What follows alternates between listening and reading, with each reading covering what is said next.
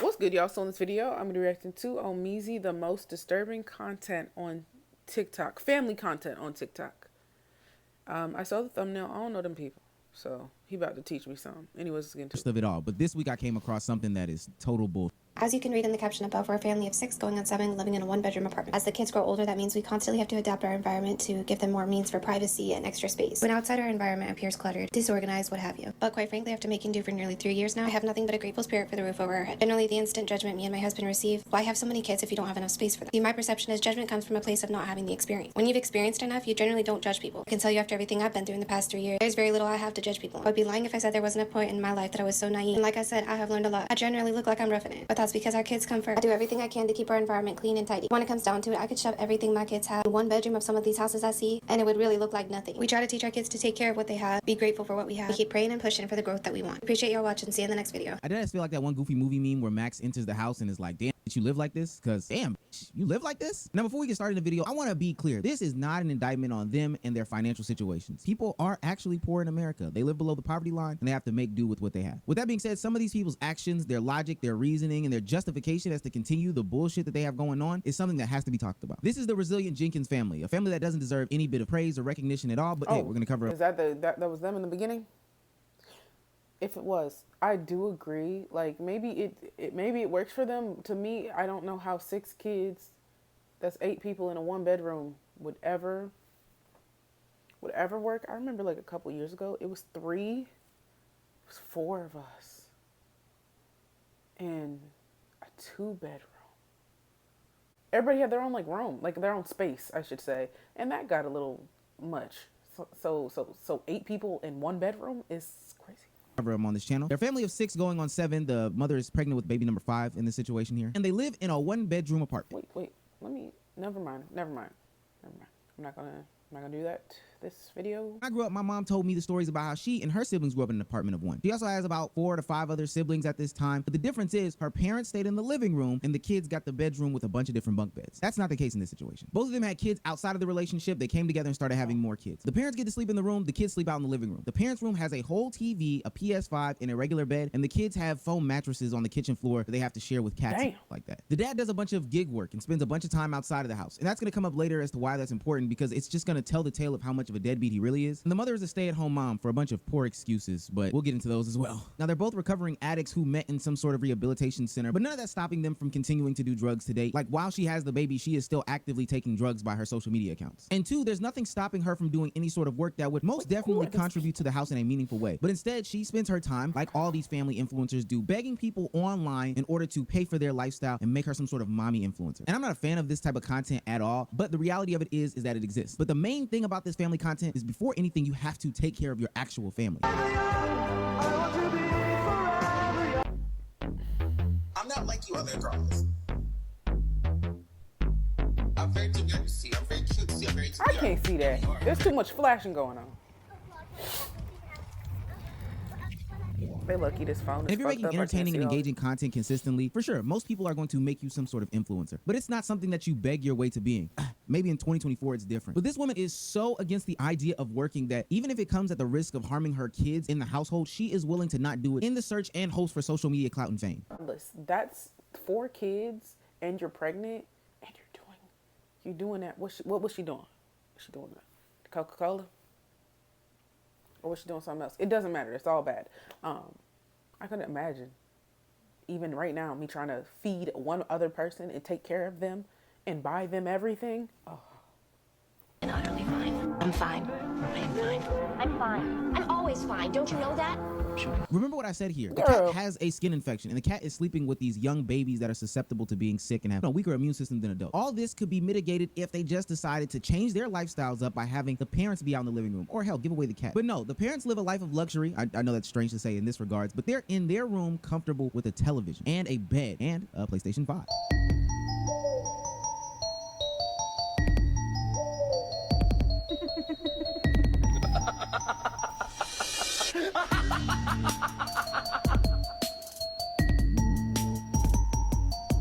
that are happening in their own damn home. They have months of lice and fleas to the point where it was uncontrollable. And prolonged lice and flea outbreaks in homes can be detrimental to the long-term health of kids. We're talking about the psychological, we're talking about diseases, we're talking about infections being passed along. This isn't the New York City streets. This is a damn home. It's supposed to be somebody's comfort, somebody's protection. But you can't even get it under control. At least alleviate some of the problem by putting your kids in the damn room and you sleep out there with the cats since you decided that you need to have them. Now you listen here, you walking pile of panic attack. You're gonna inhale, exhale your way through this bullshit if it's the...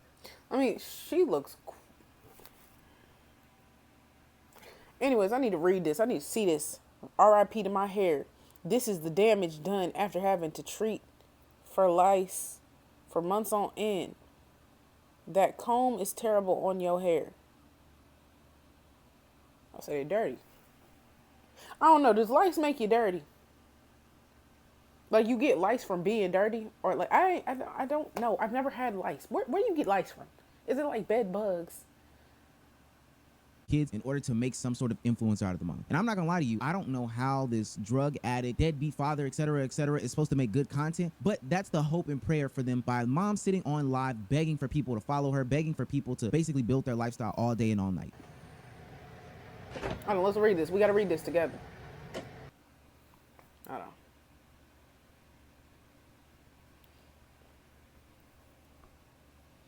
Y'all, there's only 92 days till Christmas. I had a goal to go viral before Christmas and maybe even make some extra funds to give my kids a Christmas. The countdown is so fast as a parent. Get a fucking job. What? Go walk. What?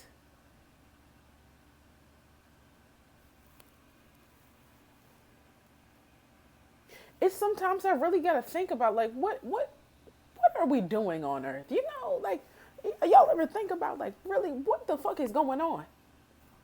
Cause it's a lot of bullshit. I don't. Hey, listen. You get a job. You can still try to go viral while having a job. You got 4 kids. How are they even surviving? Are y'all eating? What is happening? Where they live at? Because the 1 bedrooms here in Virginia Beach, the apartments I'm in is over $2,000 a month. A regular apartment in Virginia Beach is a hood apartment in Virginia Beach gonna be at least $1,000 a month, at least. Economy's fucked, but I'm just saying, like, so how are they paying rent, feeding kids? Is she already getting paid from TikTok? When the song come on, let me see you get gone. Baby mama, this your song, been pregnant. Alright, I ain't about to look at all of these. I ain't gonna lie, but I'm about to look at this last one. Her she's pregnant and doing drugs. Okay. Help a girl out. Oh. My hubby said if we can flip our financial position, this doesn't have to be our last baby. You just gave everybody the motivation to not help you because you need to stop.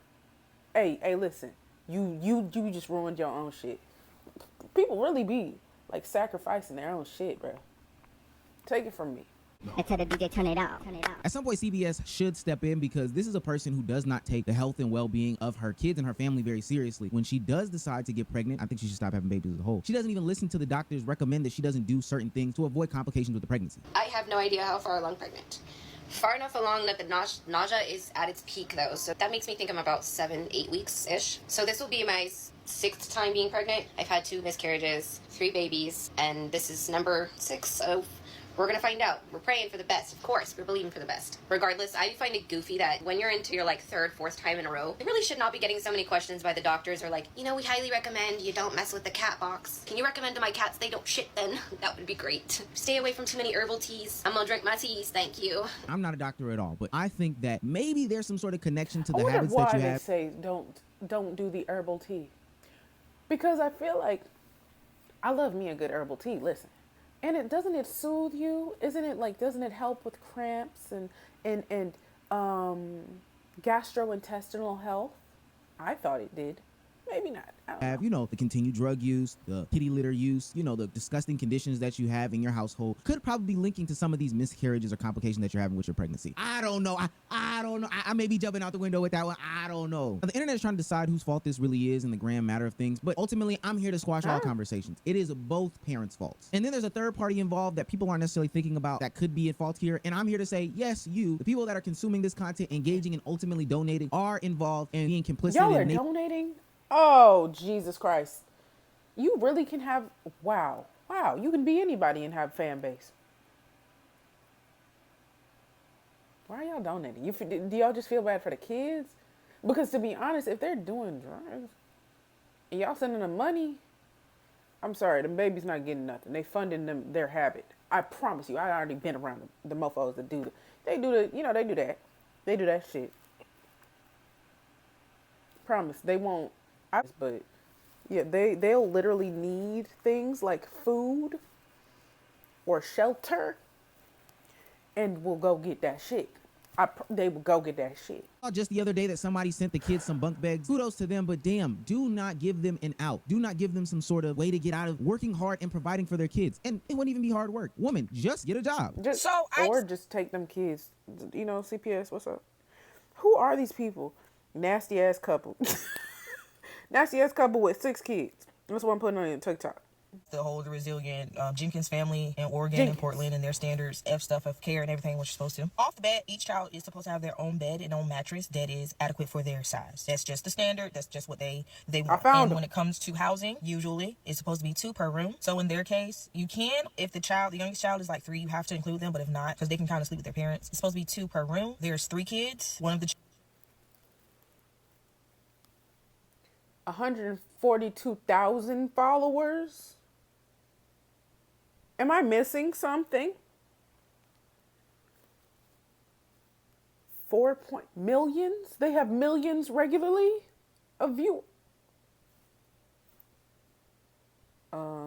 Children is not related to the other children, which I think that comes into bed sharing. So there would need to have at least 2 rooms for the kids, essentially. But being that they're going to add more children in, they're going to grow up, they're going to need at least a 3-bedroom, 100%. Like, there's no way around that. And also there's a way for the parents to have a room as well, because that is obviously extremely important to the parent to have their privacy, but it's not. But anyway, each child must have their own bed. They cannot bed share with someone that they are not related to. So no, the rolled up foam mattresses that come into play and come out of play during the day is not up to standard. I don't know if the apartment complex could get in trouble for this, or the parents could get in trouble for it, but it is in violation. Also, I looked up if there is a program, because here in North Carolina there is one in certain counties, where people will donate a bed to you with bed framing, and I think a mattress as well for a child, free to the parent, no cost to anything. They do that in Oregon. I did look it up. They do that in Portland specifically. I looked that up as well. So for the fathers to say that they don't have beds because they broke them, I can see where people are saying the financial literacy is not there, the irresponsibility is there, because. But also, if they're monetized, and I don't know the logistics of how much you get paid on TikTok.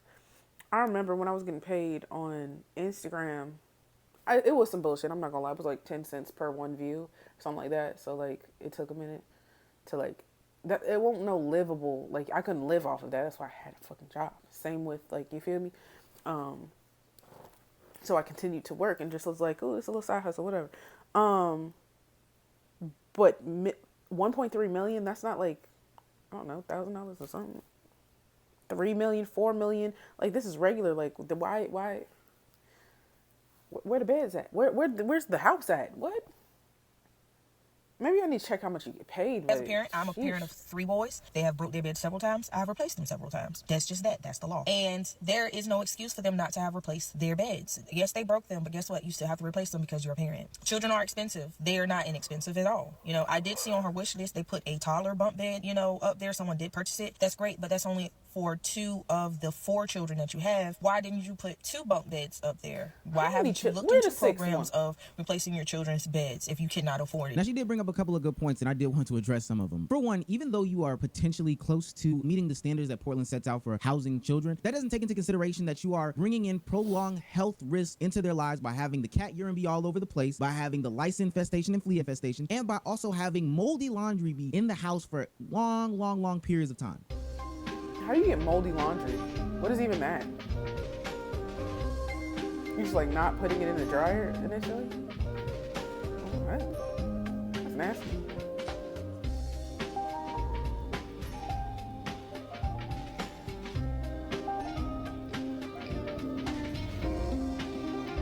I don't give a fuck. Everything will be taken care of and nobody really gives a shit. Now, I would be remiss if I didn't talk about the dad in this situation because he is just as much, if not even more, of a player in how bad the living conditions are than the mom is. I don't know his name. I don't know anything about him. I just know two things. He's a deadbeat who doesn't want to work, and the reason why he's a deadbeat is because it has been discovered that he has a whole nother child out there. Hi, I'm the first baby mama.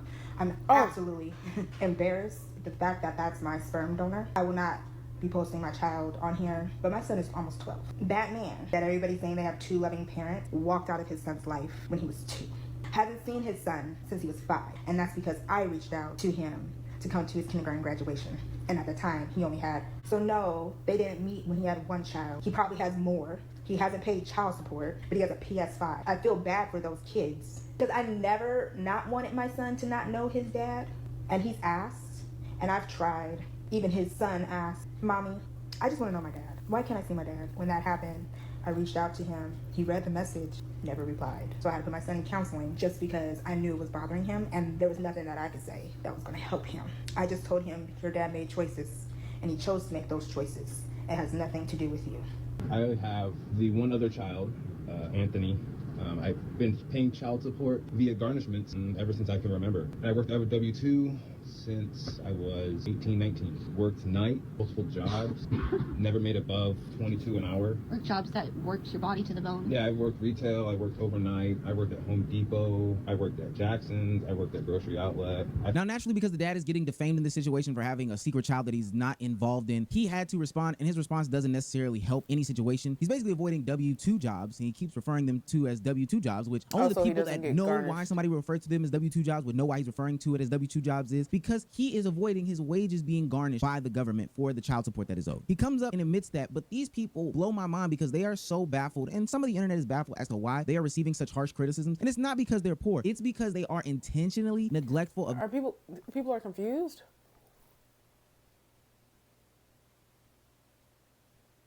What is the internet? What is happening? I'm having a moment again. I'm having a moment again. Just kind of really think about some things. Like, what the fuck? There's really, y'all ever like think about stuff like that's going on the internet or something, and there's like this whole community that you completely disagree with, and they're like, why do people think this? And it's like millions of them, and you're like, what the fuck?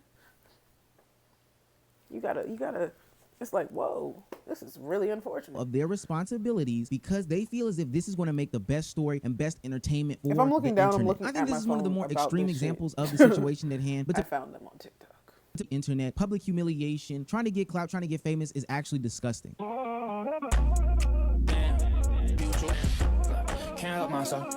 I don't know if any of y'all have seen this viral video, but you know, everybody parents different, to each his own, right? But in my opinion, I think what he chose to do for his daughter's punishment was entirely too extreme. That is too much. Like, I think he could have just did the whole outfit thing and that been that. Bro took all her stuff out of her room and everything like that because she skipped a class. And by the looks of it, I know the whole world has skipped class before. I know it. So it's like, you have to get... I ain't skipped no class. I ain't gonna lie. I've never skipped a class until I got to college. Then I was like, y'all are doing too damn much. Hey, listen. I was a great student in high school, all the way through high school. Never skipped one class, I swear to you. Okay, as a student athlete, I was not playing them games at all. I graduated with honors, bitch. Sheesh. College came and I was like, let's see how y'all doing shit. Y'all crazy. Is do not be understanding that is how you drive your child away. You have to break generational curses. Do not be that toxic parent that treats their kid like this and punishes their child in a certain way. That's how your kids don't come to you for nothing or don't want to be honest with you. And maybe this is some of these parents' way of relating to their kids more, but honestly, it comes off as downright disgusting, and it has no place to be on the internet, especially because they don't think of the long-term ramifications as to what happens when they have this internet documentation of the events that happened in their home. What happened when the internet saw me grow up with lice for the past 5 or 10 years of my life? What happens when the internet is calling me one-bedroom cat piss boy? They don't think about those things that have happened. But we now have proof and evidence, because the internet and some of these things have been around for so long, of kids speaking up as to what happened when the cameras were off, the small times that they were, and what happens when they grew up in these situations. The first round of vlogger kids from the 2010s have grown up and are sharing their stories. Let's talk about one story. She said that the mom broadcasted her first menstrual cycle. The kid got into a car accident, and instead of the mom comforting the kid, like, oh, baby, it's going to be all right, the mom put a camera in her face. The kid said it got so bad that when she was 12 years old, a man that was stalking her based off of her mom's YouTube videos, decided to message her on Facebook and follow her home at one point in time. The kid would hide in the bathroom to avoid being videotaped and photographed. The kid was also bullied at school because their intimate moments were posted on the mom's YouTube for their family vlog. The kid got a staph infection at one point in time, and the mom exaggerated the condition so bad that the math teacher who was watching the mom's videos told the kids to, quote, stay away from the infected girl. And that ain't it. Damn. The kid is saying this is If I had a teacher, motherfuckers really be doing it. a digital footprint that she did not create, and it's following her around for the rest of her life, and that is why she is fighting and seeking laws similar to the ones that govern child actors. One, for just compensation, and to protect them as well. This is why we keep saying y'all need to stop pimping y'all's kids out, because they're gonna grow up and That's what J. Cole, he said, I'm not gonna pimp my kid out for views just to be in the news. Could never be me. I piss in y'all celebrity tea. Anyways, I think anything that you make off of your child, they deserve 50%. So you can't spend it all, bitch. Be interesting yourself, okay? Make videos of yourself. You have to include your children that aren't consenting to being in the video. Damn. Coded as if content creation isn't a very lucrative avenue. Now, granted, I'm not there, but there are content creators like Kai Cenat, iShowSpeed, the FaZe Collective that make millions of dollars on a monthly basis based off of just showing their daily life. Casey Neistat is another one who went about vlogging his family for years and was able to become a millionaire based off of content creation. But the thing is, you have to show parts of your life, and these people don't realize that you can show how much of a nasty person it is when you can or can't pimp out your kids based off of the ability to make content. If you're making your family decisions based upon the content, then that's where I think a lot of people are going wrong in these situations. We are not adopting from Thailand. Whoa. Sorry. You know, we are still adopting. We're just not adopting from Thailand anymore. So You want to explain why? So here's the situation. Thailand has its own law that's unique to it, that after you pick up your child and they're your child, you are not allowed to talk about them or share any images, photos, videos, anything about them online for a year. Nikki's got a YouTube channel and we share a whole lot. Wait, hold on. When that hit, we literally were like, yeah. What? So you're telling me you couldn't put aside the content for a year? And I'm not even talking about totally putting aside the content. I just mean there's one aspect of your life. You couldn't not talk about that for 1 year and help somebody who is potentially in need because fame, clout, and wanted to be somebody that's bigger than what you are. That is so...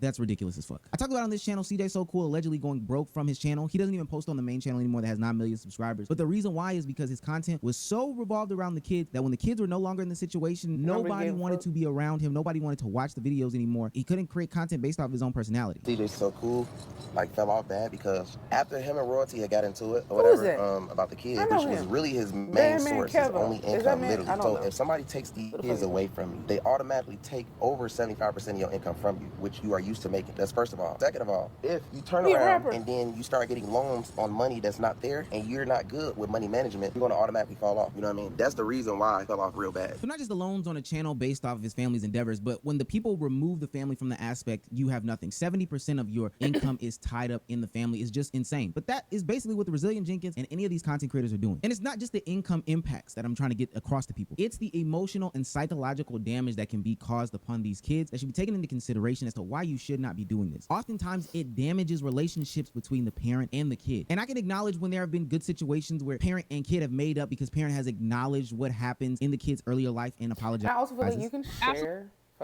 share your life, and you can show your kid, but you don't have to share every fucking moment of everything. Like their first period, they're sick, anything where they could look back and it's just too intimate of a moment. If you wouldn't want to share it or view, then maybe you shouldn't do it for your child. I think, period. I don't even I get punishing your child. I don't know why you have to film it. It's odd. I've been punished before. I didn't need it to be filmed. That's humiliating. It was bad enough just being embarrassed, not having a phone, can't go out with your friend. That's embarrassing enough. And then it's kind of okay, tighten up. Getting a spanking, tighten up. But you putting it online, and that moment will never go away. And people are weird. Fuck. Absolutely, baby. When my mom found out she was not playing all that shit, she truly wasn't. And she made amends. My mama completely did different content that was not tailored around her kids. She moved on. But a lot of these parents don't get to this point because they are blinded by the finances that they have for this short amount of time. Look, I think content creation is very liberating. I think that it can bring another income stream to your household. It can fulfill your wildest dreams. However, I think I think I get what he's saying. I agree, but I do think also if you're doing content driven by the fact that you're going to make money off of it, that is probably not the best thing, because I feel like, let's say something happens and you get demonetized and you just stop. I don't know. I feel like when you're just doing it to do it because you like it, I feel like you can kind of connect more with people. I feel like it's better to watch somebody like that because, I don't know, it's not just like, oh yeah, I'm just here to get paid. Like, it's actually like they care about what they're doing. You know what I'm saying? You know, like I did YouTube for 3 years without like getting a single dime from anything, and I just thoroughly enjoyed it. Like I liked watching video. I still like watching videos. There's plenty of videos that are not monetized because of the subject content, or I react to music or whatever. That's not gonna make me stop. I don't know. I feel like people just do shit for the wrong reasons, and then it doesn't feel as genuine. And then when stuff goes wrong, then what? I don't know. They don't need to have no more kids.